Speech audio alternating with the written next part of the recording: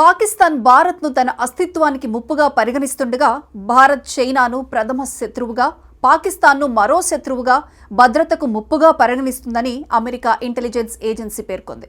2025లో ప్రపంచానికి ముప్పుగా పరిగణిస్తున్న అంశాలపై America defence intelligence agency ఓ నివేదిక రూపొందించింది. భారత ప్రధాని నరేంద్ర మోదీ రక్షణ రంగానికి ఇస్తున్న ప్రాధాన్యతతో ప్రపంచ నాయకుడిగా అవతరిస్తున్నారని, చైనాను ఎదుర్కొనే దృష్టితో భారత్ను బలమైన సైనిక శక్తిగా రూపొందించడంపై దృష్టి పెట్టారని ఈ నివేదికలో ప్రత్యేకంగా ప్రస్తావించారు. భారతదేశం చైనాను ప్రధాన శత్రువుగా చూస్తూనే పాకిస్తాన్ను తక్షణ భద్రతా సమస్యగా పరిగణిస్తుందని, ముఖ్యంగా మేలో భారత్ పాక్ సైన్యాలు పరస్పరం దాడులకు దిగిన తర్వాత ఈ భావన పెరిగిందని నివేదికలో పేర్కొన్నారు. ఇక చైనా తన సైనిక శక్తిని వేగంగా ఆధునీకరిస్తోందని, తైవాన్ను ఆక్రమించే ప్రయత్నాల్లో భాగంగా మిలిటరీ సామర్థ్యాన్ని పెంచుకుంటోందని అమెరికా నివేదిక వెల్లడించింది. వరల్డ్ వైడ్ థ్రెట్ అసెస్మెంట్ అనే పేరుతో అగ్రరాజ్య రక్షణ నిఘా సంస్థ ఈ నివేదికను విడుదల చేసింది. ఇందులో భారత్కు పొరుగు దేశాలతో ఉన్న ముప్పు అంచనాలను కూడా వెల్లడించింది. 2020 నాటికి చైనా వద్ద కనీసం 1000 అణ్వాయుధాలు ఉంటాయని అంచనా వేసింది. చైనాను భారత్ ప్రధాన శత్రువుగా భావిస్తోంది. అందుకు తగ్గట్టే భారత్ రక్షణపరమైన నిర్ణయాలు తీసుకుంటున్న విషయాలను వెల్లడించింది.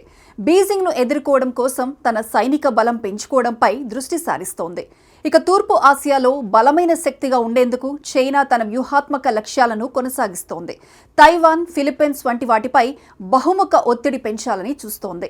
వాణిజ్యం, దౌత్యం, భద్రతా పరంగా అమెరికా ప్రపంచ నాయకత్వాన్ని సవాల్ చేస్తోందని అమెరికా ఇంటెలిజెన్స్ నివేదిక వెల్లడించింది. ఇందులో చైనా ఆయుధ సంపత్తి గురించి కూడా అగ్రరాజ్య రక్షణ నిఘా సంస్థ ప్రస్తావించింది. 2025లో తమ మిలిటరీ బడ్జెట్ను 5.2% పెంచి $247 బిలియన్ కేటాయిస్తున్నట్లు చైనా ప్రకటించింది. కానీ రక్షణ రంగంపై బీజింగ్ చేస్తున్న ఖర్చు ఇంతకంటే ఎక్కువగానే ఉండే అవకాశం ఉంది. గతేడాది ఈ దేశం అనధికారికంగా దాదాపు $304 నుండి $377 బిలియన్ ఖర్చు చేసినట్లు అంచనా వేసింది. చైనా వద్ద ఆపరేషనల్ న్యూక్లియర్ వార్హెడ్కు ఇప్పటికే 600 దాటాయని పేర్కొంది. 2030 నాటికి ఈ సంఖ్య 1000కి పైగా ఉండొచ్చని భావిస్తోంది. 2035 వరకు బీజింగ్ తన సైనిక శక్తిని పెంచుకుంటూనే ఉంటుందని అంచనా వేస్తున్నట్లు ఆ నివేదిక వెల్లడించింది. అయితే ఈ నివేదికలో పాకిస్తాన్ గురించి కూడా ప్రస్తావించింది అమెరికా. జమ్మూ కాశ్మీర్లోని పహల్గామ్లో టెర్రరిస్టుల దాడితో భారత్ నిర్వహించిన ఆపరేషన్ సింధూర్తో పాక్లోని టెర్రరిస్టు మౌలిక సదుపాయాలపై దాడులు మే 7 నుంచి మే 10 వరకు 2 సైన్యాల డ్రోన్లు, క్షిపణులు, మందుగుండు సామాగ్రితో దాడులకు పాల్పడడం, మే 10న కాల్పుల విరమణకు అంగీకరించిన అంశాలను అమెరికా డిఫెన్స్ ఇంటెలిజెన్స్ ఏజెన్సీ నివేదికలో సమగ్రంగా వివరించింది.